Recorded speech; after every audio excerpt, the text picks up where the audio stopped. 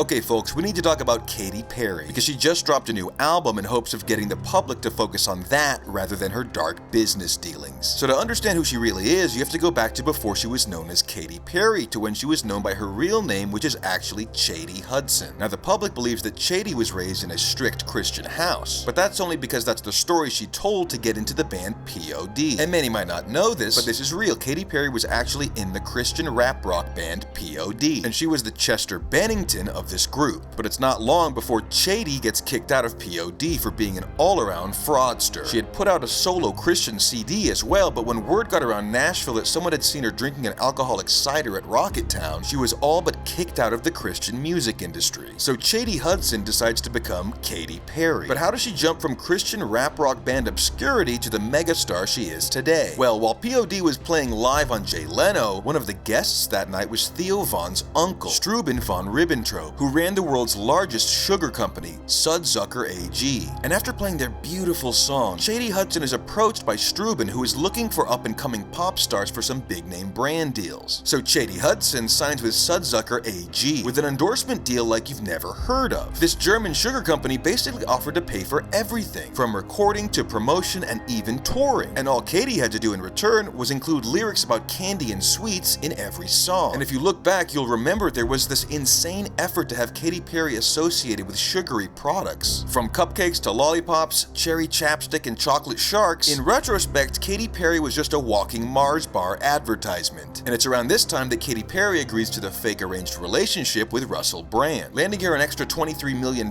annually from sponsorships alone. And we all know this was obviously a fake relationship and that Russell Brand has done everything he can to keep the public from knowing he's gay, claiming drug addiction, rehab, sex addiction, too many women. Yeah, sure, Russell. And it's kind of embarrassing looking back on it that we didn't all spot it. It's very obvious that Russell Brand is a gay man. Well, this is actually where things start to go off the rails. I guess after years of keeping up fake identities and seeing the disastrous results of pushing sugar onto children, Katy starts feeling human feelings. She actually starts feeling guilty and that what she's doing is all fake, which indeed was true. And this is when we see Katy leave Russell Brand and start spewing some radical theories online, including encouraging her fans to stop wiping their butts. You might remember this short-lived era where Katy Perry was telling her fans to quote-unquote free dry after using the bathroom, claiming it's much better for the environment, which quickly led to backlash as many fans reported a horrible rash and claimed dried poop flecks had ended up all over the place, leading some of them to accidentally ingest it. So Katy clearly wanted out. She wanted to be done with this sugar push, but Sudzucker AG was not going to lose their golden goose. And that's when they introduced Katy Perry to one Zooey Deschanel and show Katy how easy it would be to replace her. Now if you remember, Zooey Deschanel used to have blonde hair and not look anything like Katy Perry, but with Sudzucker AG's funding, anything was possible. So Katy is now faced with an open option with true moral implications. She could walk away from this madness right now and be done with it, but Zooey Deschanel was going to be taking her place. Well, it turns out Katy isn't such a great person because she reasoned that if someone was going to do it anyways, it might as well be her. So Katy Perry puts her temporary morality aside and carries on with the sugary charade. But Sudzucker AG wasn't going to just let her rebellion slide, forcing Katy to cut off her hair and dye it blonde, making her appear to be a ripoff of Miley Cyrus, who had ripped off Pink,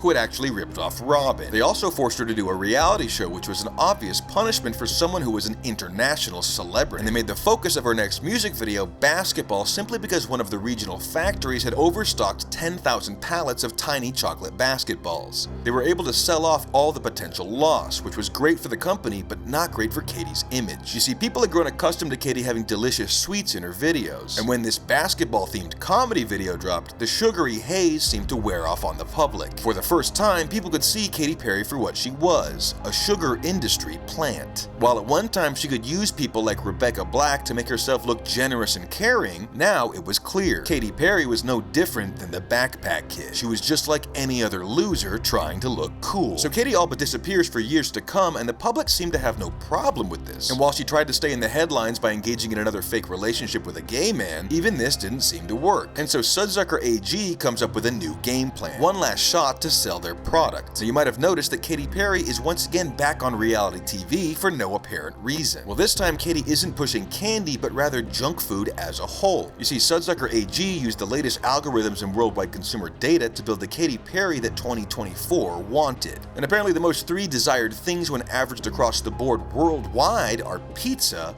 breasts, and Jason Momoa. So they've got Katy Perry pushing pepperoni in skimpy outfits while slowly bulking up with the help of steroids to look closer to Jason Momoa. And this trend just might work. People don't even really know what they're looking at. It's the marketing of the future, playing into our basic subconscious topical trends. And with this new Terminator-like Katy Perry, it's safe to say p.o.d is long gone. And whether it's selling you on some corrupt faraway war or selling you gumdrops, she's got no problem with the millions of deaths she continues to cause. Now there's plenty more about this freak, including her belief that numbers aren't real, and that anyone who participates in math is performing witchcraft. But we'll have to save that for another time. Until then, Katy Perry, you're a total bitch.